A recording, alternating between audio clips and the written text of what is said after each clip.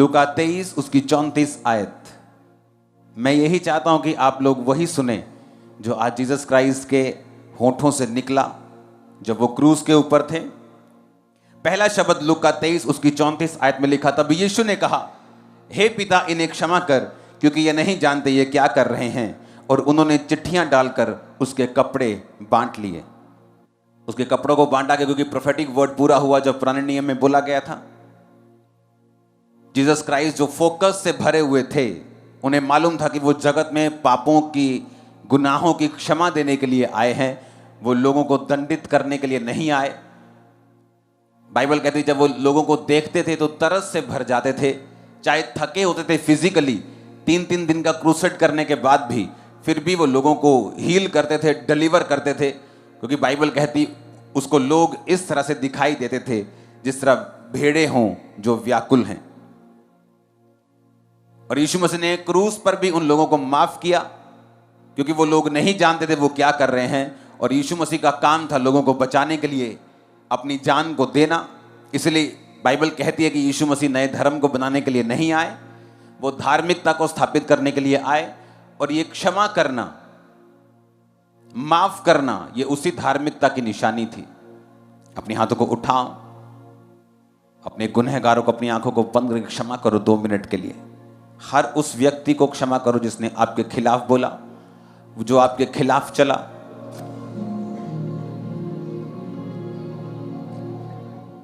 प्रभु यीशु मसीह के सामर्थी नाम में हम मांगते हैं। आप क्षमा नहीं कर सकते अगर आपका लाइफ, अगर आपकी जिंदगी जो है वो फोकस से भरी हुई नहीं, अगर आपने एक टारगेट नहीं रखा जो स्पिरिचुअल है। अगर आपका टारगेट है कि आप परमेश्वर की दी हुई मंजिल तक पहुंचना चाहते हैं, तो आपको यह मालूम होना चाहिए कि माफी ना देना, गुनहगारों को माफ ना करना और लोगों के लिए अपने दिल में नफरत को रखना, चाहे वो आपके गुनहगार क्यों ना हो, आपकी मंजिल से आपको दूर करता है। इसलिए बाइबल में लिखा है पति और पत्नी एक मन हो ताकि प्रार्थनाएं उनकी रुक ना जाएं। इसलिए बाइबल में लिखा तुम अपने कसूरवारों को माफ करो ताकि तुम्हारा पिता भी तुम्हें क्या करे, माफ करे। यीशु मसीह का टारगेट इतना क्लियर था, उनका फोकस इतना क्लियर था, इसीलिए जो उनको दर्द भी दे रहे थे, परमेश्वर यही कह रहे थे कि हे पिता उन्हें माफ कर।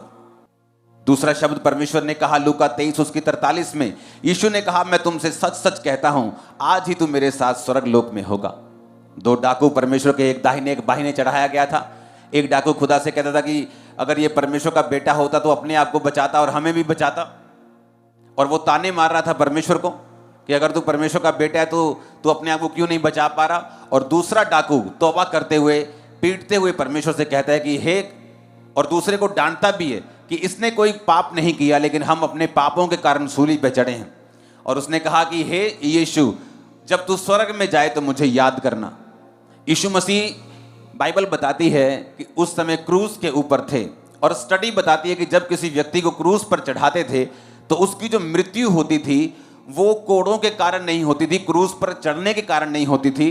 क्रूस पर चढ़ने के बाद जो उसके फेफड़े होते थे वो सांस लेना मुश्किल होती थी, और प्रेशर से जो दिल था वो फट जाता था। हार्ट जो होता था वो फट जाता था जिसको वो सूली पर चढ़ाते थे, और हार्ट फटने से बंदे की जो मौत होती थी सूली के ऊपर।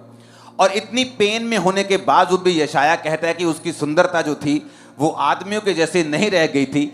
इतनी पेन के बावजूद भी परमेश्वर ने अपना टारगेट नहीं भूला कि मैं दुनिया में बचाने के लिए आया हूं, रूहों को परमेश्वर के साथ मिलाने के लिए आया हूं। और परमेश्वर ने उससे कहा आज ही रात तू मेरे साथ स्वर्ग में होगा। और परमेश्वर ने उस मरते हुए पापी को बचाया, और यही परमेश्वर का मकसद था, और फोकस परमेश्वर ने छोड़ा नहीं।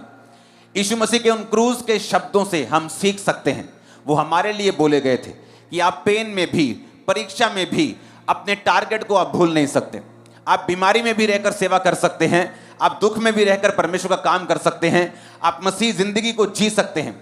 इसलिए प्रभु यीशु मसीह ने यह नहीं कहा अरे चुप कर, तू जानता नहीं मुझे कितनी पेन हो रही, तू जानता नहीं मैं क्रूस पे हूं, मैं तो खुद नहीं बच पा रहा, तुझे क्या बचाऊंगा। लेकिन यीशु मसीह जानते थे कि मैंने अपनी मर्जी से अपने आप को इनके हाथों में दिया, और तीसरे दिन मैं मुर्दों में से जी उठूंगा, मैं इनके लिए मारा जाऊंगा और गाड़ा जाऊंगा। और परमेश्वर ने अपना टारगेट नहीं भूले, और उसको जाते जाते भी, मरते मरते भी परमेश्वर ने कहा आज ही रात, आज ही शाम तो मेरे साथ स्वर्ग में होगा। आमीन। पेन के बावजूद, दर्द के बावजूद भी जब आपका दिल ना करे परमेश्वर का काम करने के लिए, आप यीशु मसीह के इन शब्दों से सीख सकते हैं। जब आपका दिल नहीं करता परीक्षा में परमेश्वर का कोई काम करने का, टेस्टिमनी देने का, गवाही देने का, प्रेयर करने का, फास्टिंग करने का, आप यीशु मसीह के इन शब्दों से सीख सकते हैं। हालेलुया। यीशु मसीह ने यूहन्ना 19:26 में फिर कहा, फिर यीशु ने अपनी माता और उसके चेले को, जिससे वो प्रेम रखता था, पास खड़े होकर देखा, अपनी माता से कहा, हे नारी, देख ये तेरा पुत्र है। बाइबल कहती है परमेश्वर ने एक वचन कहा था कि मैं पुराने नियम को खत्म करने के लिए नहीं आया हूं। मत्ती 5:17 में लिखा है, ये ना समझो कि मैं व्यवस्था और भविष्यद्वक्ताओं की पुस्तक को लोप करने यानी गायब करने आया हूं। मैं गायब करने नहीं परंतु पूरा करने आया हूं। यीशु मसीह ने कहा, मैं पिता के वचनों को गायब करने नहीं आया हूं, एक नया वचन बनाने नहीं आया हूं, बल्कि उन्हीं वचनों को पूरा करने के लिए आया हूं। उन वचनों में जो पहलोठा होता था, जो बड़ा बच्चा होता था, वो अपने माता और पिता की देखरेख करता था।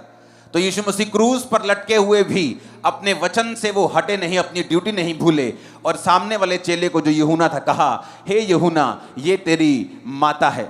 हिंदी में लिखा हे नारी, लेकिन वो हे नारी नहीं है ओरिजिनल भाषा में। वो एक ऐसा शब्द है यूनानी भाषा में जो किसी औरत के लिए तब लिया जाता है जब कोई आदमी उसकी बहुत इज्जत करता है। इंग्लिश में लिखा वुमेन, ओ वुमेन, हिंदी में लिखा ए नारी।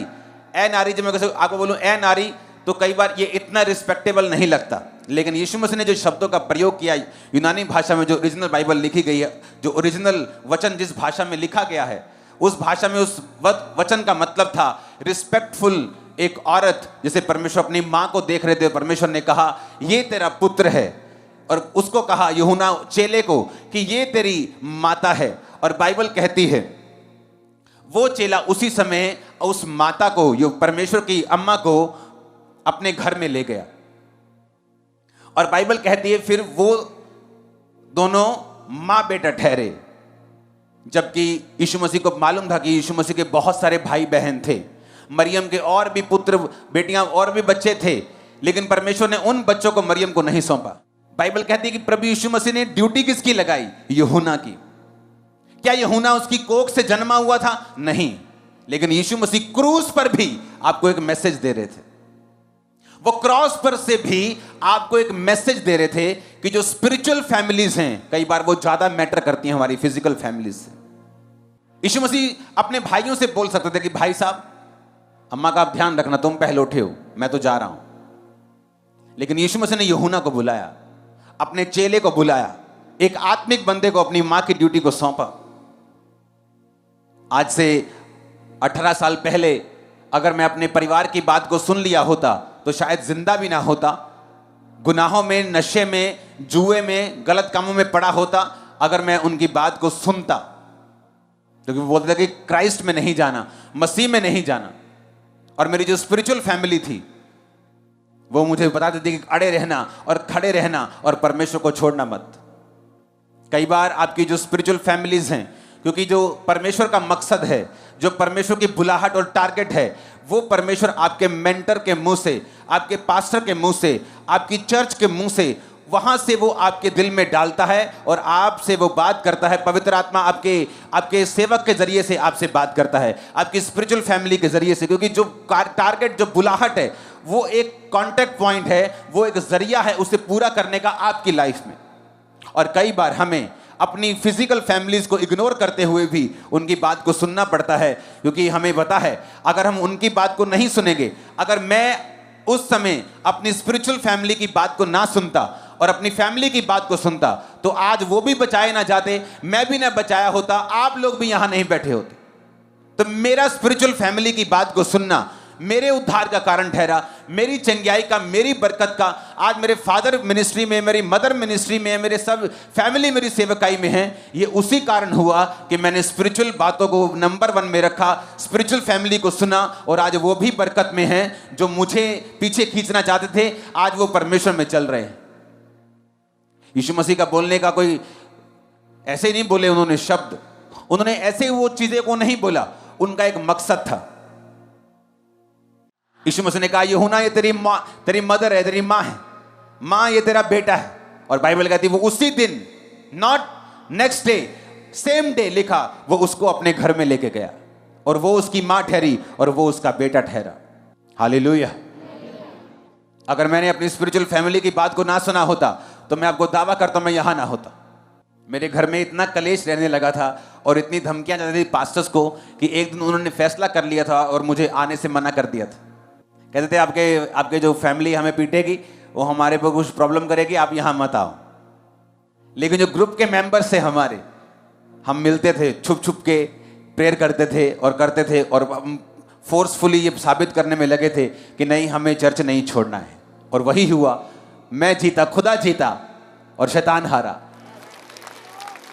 इमेजिन करो, खुद उन्होंने मना कर दिया था फोन करके कि यहां मत आना। और मेरे जो टीम मेंबर्स उनको बोल दिया था कि अंकुर को बोलो कि ना तो अपनी ऑफरिंग लाए, क्योंकि ये ऑफरिंग अगर मना नहीं लेके आएगा चर्च में तो घर वाले बरकत नहीं पाएंगे, जब बरकत उड़ेगी तो अपने आप अकल आ जाएगी। लेकिन मुझे मालूम था परमेश्वर का प्लान ये है कि मैं आत्मिक बातों को ध्यान से सुनूं, क्योंकि जो खुदा का आत्मा मेरे मेंटर के जरिए से मुझसे बात कर रहा है वो मेरी डेस्टिनी को लेके जाएगा, क्योंकि मैं जो रियल में हूं उसी जरिए से पहुंच सकता हूं। अभी मैं जो हूं मैं रियल में नहीं हूं, क्योंकि जो खुदा की आंखों में मैं हूं, मैं तब खुदा के लोगों से ही वहां पहुंच पाऊंगा। हालेलुया। कई बार ये कड़वे साग पात की तरह लगता है। जब स्पिरिचुअल मैटर्स के लिए आपको कई बार अपनों को दुख देना पड़ता है, ये कड़वे साग पात की तरह लगता है, क्योंकि यीशु मसीह ने कहा जब मुझे खाना तो कड़वे साग पात के साथ खाना। कई बार जब जीसस क्राइस्ट के वचनों को मानना पड़ता है तो कई बार कड़वाहट के साथ हमें चलना पड़ता है, और लोग नाराज होते हैं, फैमिली नाराज होती है, अपने नाराज हो जाते हैं। लेकिन आपको ये मालूम होना चाहिए कि अगर आप परमेश्वर की बात को, अगर आप अपने आत्मिक मेंटर की आवाज को सुनेंगे तो आप फिर वहां पहुंचेंगे जहां आपकी फैमिली सबसे ज्यादा आप ही के कारण ब्लेस्ड होगी। वो टाइम आएगा कुछ सालों बाद, कुछ महीनों बाद, कि वो आपका ही थैंक्स करेंगे कि तू रुका नहीं, तू थका नहीं, तू रुकी नहीं, तू थकी नहीं, और आज मैं भी तेरे कारण आशीषित हूं। ये थे जीसस के शब्द जो उसने कहा, मरियम, हे नारी, ये तेरा बेटा, यूहन्ना, दिस इज योर मदर, ये तेरी माता है। हालेलुया। मत्ती 27 उसकी 46 में लिखा, तीसरे पहर के निकट यीशु ने बड़े शब्द से पुकार कर कहा, एली एली लमा शफ्तनी, अर्थात हे मेरे परमेश्वर तूने मुझे क्यों छोड़ दिया। लोगों को लगता है कि यीशु मसीह को छोड़ दिया, यीशु मसीह रो रहे थे, वो तो खुद रो रहे थे, वो तुम्हें क्या बचाते। लेकिन जब अनपढ़ों को यह नहीं मालूम होता कि उसका रीजन क्या है, वो अपने ही चीजों से परमेश्वर की कामों का बखान करने की कोशिश करते हैं, बाद में खुद फंस जाते हैं, खुद भागते फिरते हैं और कुछ पता नहीं कि क्या करना है। अब आपको ये ध्यान से सुनना है। बाइबल कहती है जब जीसस क्राइस्ट गतसमनी बाग में, आज भी आपने देखा, जब वो ये कह रहे थे कि पिता हो सके तो ये कटोरा टल जाए, वो कोड़ों के बारे में बात नहीं कर रहे थे, वो कांटों के ताज के बारे में बात नहीं कर रहे थे। जीसस क्राइस्ट दुखों के और जो कोड़े और जो परमेश्वर को ताड़ना पड़नी थी, वो उस कटोरे के बारे में बात नहीं कर रहे थे, बात कुछ और थी। व्यवस्था विवरण 21 और 22 और 23 में वो बात लिखी है। लिखा, यदि किसी के प्राण दंड के योग्य कोई पाप हुआ हो जिससे वो मार डाला जाए तो उसके शव को वृक्ष पर, ट्री पर, लकड़ी पर लटका दिया जाए। वो शव रात को वृक्ष पर टंगा ना रहे, उसी दिन उसे मिट्टी देना जो लटकाया गया हो, क्योंकि जो लटकाया गया हो वो परमेश्वर की ओर से श्रापित ठहरता है। बाइबल कहती जो क्रूस पे लटकाया गया हो वो श्रापित है। गलातिया की पुस्तक को पढ़ेंगे 3 उसकी 13, मसीह ने जो हमारे लिए श्रापित बना, हमें मोल लेकर व्यवस्था के श्राप से छुड़ाया, क्योंकि लिखा है जो कोई लकड़ी पे लटकाया जाता है वह श्रापित है। यीशु मसीह को मालूम था कि अगले दिन क्रूस पर लटकाकर उसकी जान ली जाएगी, और यीशु मसीह को यह भी मालूम था कि पुराने नियम में लिखा हुआ है कि अगर कोई लकड़ी पे लटका के मारा जाएगा वो श्रापित होगा। और यीशु मसीह को यह भी मालूम था कि अगर मैं लकड़ी पर लटकाकर मारा जाऊंगा और श्रापित होऊंगा तो यहोवा पिता जो पाक और पवित्र है, जो श्राप को और पाप को देखता तक नहीं, मुझे उससे अलग होना पड़ेगा और मुझे उससे जुदा होना पड़ेगा। और यही पीड़ा थी परमेश्वर के दिल में, और इसीलिए परमेश्वर ने कहा था, हे मेरे परमेश्वर तूने मुझे क्यों छोड़ दिया। क्यों? क्योंकि लकड़ी पे जब लटकाया जाता था तो इसका मतलब था पाप के कारण ये लकड़ी पे लटकाया गया। अब जीसस क्राइस्ट पाप किसके थे? तुम्हारे और मेरे। अब तुम्हारे और मेरे पापों के कारण वो लकड़ी पे लटकाया गया। जब तुम्हारे और मेरे पापों के कारण वो लकड़ी पे लटकाया गया तो पुराने नियम के मुताबिक जो यहोवा पिता का वचन है वो श्रापित था। और ये भी हमें मालूम है कि जो श्रापित है उसकी ओर परमेश्वर देखते नहीं, और जब परमेश्वर ने अपनी पीठ को परमेश्वर की ओर फेरा, अपने फेस को हटा लिया, तो इसीलिए परमेश्वर ने कहा था, हे मेरे परमेश्वर, हे मेरे परमेश्वर, मेरे पिता, तूने मुझे क्यों छोड़ दिया। इसीलिए प्रभु यीशु मसीह कह रहे थे कि मेरे पिता, हो सके तो ये कटोरा मुझसे टल जाए, लेकिन मेरी नहीं तेरी इच्छा पूरी हो। बाइबल कहती आदम के कारण जो पहला था, उसके एक गुनाह के कारण हम सब पापी ठहरे। चाहे हम अच्छे काम करें तो भी पापी हैं, चाहे हम भले काम करें तो भी पापी हैं, क्योंकि वो ब्लड के कारण जो पाप था सारे मनुष्यों में फैला। एक गुनाह सबके पाप का कारण हुआ। और बाइबल कहती प्रभु यीशु मसीह जब उस पाप को रिप्रेजेंट करके लटके हुए थे, तो जो हमारी जुदाई थी, परमेश्वर खुद जुदा होके उस पुल को, उस गैप को वो भर रहे थे। और इसीलिए परमेश्वर दुखी थे, क्योंकि वो सब कुछ बर्दाश्त कर सकते थे, लेकिन कुछ सेकंड के लिए, कुछ मिनटों के लिए भी वो पिता के साथ दूरी को और पिता के साथ अलगताई को वो बर्दाश्त नहीं कर सकते थे। और इसलिए उन्होंने कहा, हे मेरे पिता, तूने मुझे क्यों छोड़ दिया। क्योंकि वचन पूरा हुआ, जो काट पे लटकाया जाता है वो श्रापित है। अगर वो श्रापित है तो पाप उसे देखेगा नहीं, छोड़ देगा। वो छोड़ा इसलिए गया ताकि हम परमेश्वर में आ सकें। लेकिन जिस तरह आदम के पाप के कारण सारी दुनिया पापी ठहरी, यीशु मसीह की आज्ञाकारिता के कारण तुम और मैं आज धर्मी हैं। एक मनुष्य के कारण हम पापी थे और एक के कारण आज हम धर्मी होकर खड़े हैं। आमीन, हालेलुया। और इसलिए परमेश्वर ने कहा था, तूने मुझे क्यों छोड़ा।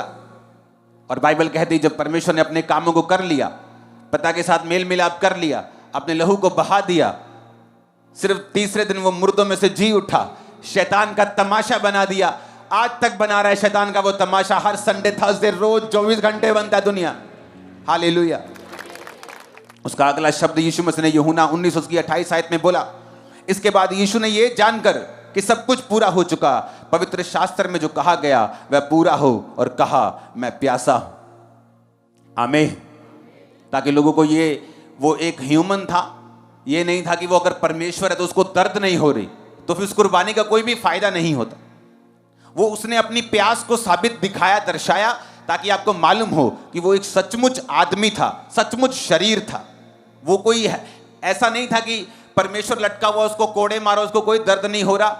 वो रियल फॉर्म में, इंसान की फॉर्म में आया, ताकि आप ये ना कह सके कि रब नू की पता मेरे दुख किद्दां दे ने, ओनू की पता, वो तो ऊपर बैठा। बाइबल च लिखा, रब धरती दे उत्ते आया, तुहाडे ते मेरे वांग शरीर धारण कीता, वही सहा जो तुम सहते हो। वही मेंटल टॉर्चर, वही शारीरिक टॉर्चर, सब कुछ परमेश्वर ने देखा। भूख देखा, प्यास देखा, थकावट देखी, सब कुछ देखा। बाइबल कहती है वो रोगी हो गया एंड में, जब क्रूस पे लटकाया गया, जब जख्म थे उसके पास, तो वो रोगी हुआ, क्योंकि उसके फेफड़े, स्टडी बताती है जिसको क्रूस पे लटकाया जाता था, उसके फेफड़े निमोनिया से, वो लोग निमोनिया भी उनको होता था। जिस बंदे ने जीसस क्राइस्ट का रोल किया था passion of the Christ movie में, वो बताता था कि जब शूटिंग चल रही थी तो वो मरने तक पहुंच गया था, क्योंकि उसको निमोनिया हो गया था शूटिंग करते वक्त। और इमेजिन करो, सिर्फ शूटिंग करते वक्त जिसको निमोनिया हो गया और मरने तक पहुंच गया, जिसने असली में किया होगा उसको क्या हुआ। और बाइबल कहती मैं प्यासा हूं, ताकि आपको मालूम हो कि यीशु मसीह पूरे शरीर में थे, उन्हें सब कुछ सहा, सब कुछ वही महसूस करते थे जो आप आज महसूस करते हैं।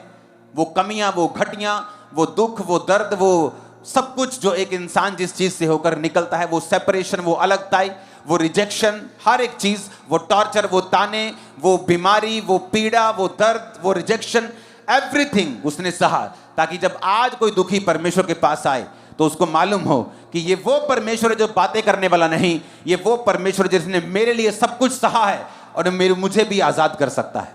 आमीन।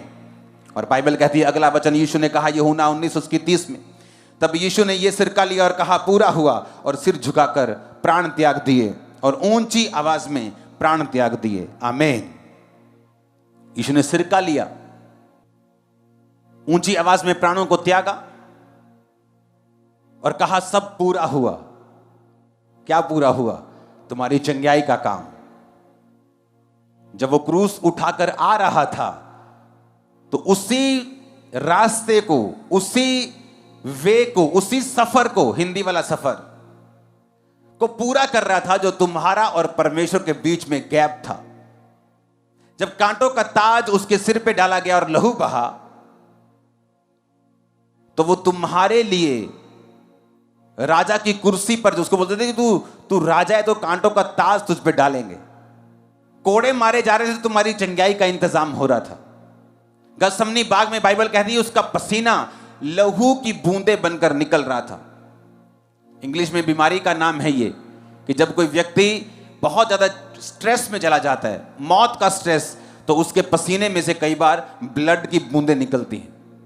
उस तरह के स्ट्रेस से परमेश्वर निकले तुम्हें स्ट्रेस से आजाद करने के लिए। तुम्हें चिंता ना हो, तुम्हें डिप्रेशन ना हो, तुम्हें बीमारी ना हो, तुम गरीब ना रहो, तुम अलग ना रहो, तुम बाप के साथ रहो। आमीन।